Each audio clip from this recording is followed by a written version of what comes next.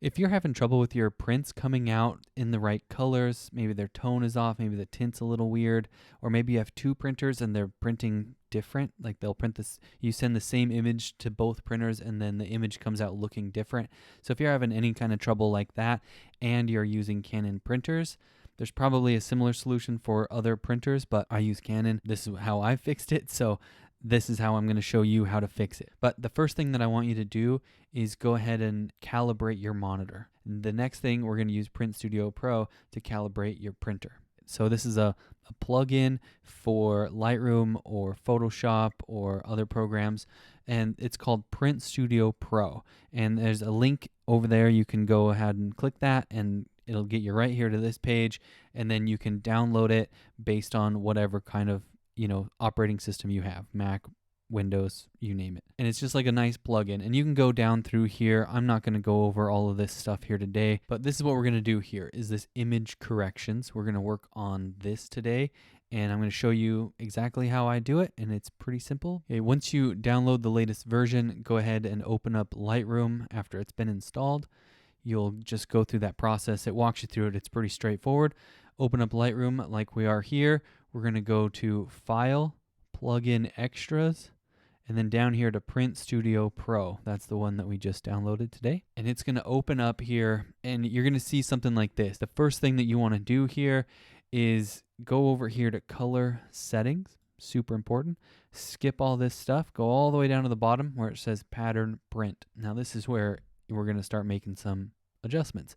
You click Pattern Print, and then it's going to see this. And at first glance, maybe this looks like a mess. What we've got here is an array of the same print, the same photo, and we're going to print it a whole bunch of times in a bunch of different ways with your C, M, and Y all being changed differently. So the dead center one is 0, 0, 0, and that's no changes. That's current print settings just the way it is without any alterations.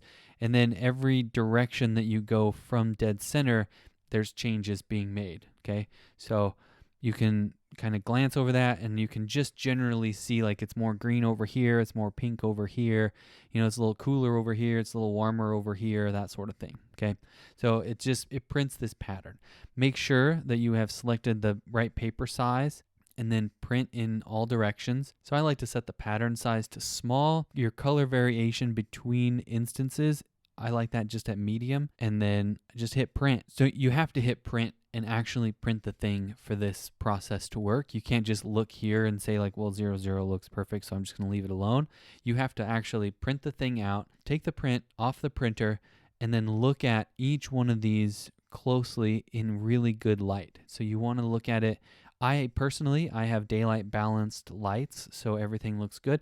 But if not, just take it outside, look at it in the direct sunlight, and compare each one of these and figure out which one is the best, which one looks like the colors that you see on your screen. So I just take a Sharpie and I just draw a big circle around it. And then what we need to do is go in here. You're going to input those color values here. So if it said 5, 15, and 10, say you input all of those values right there. So just repeat the same process until the dead center one is the one that you circle. That's the one that looks the best.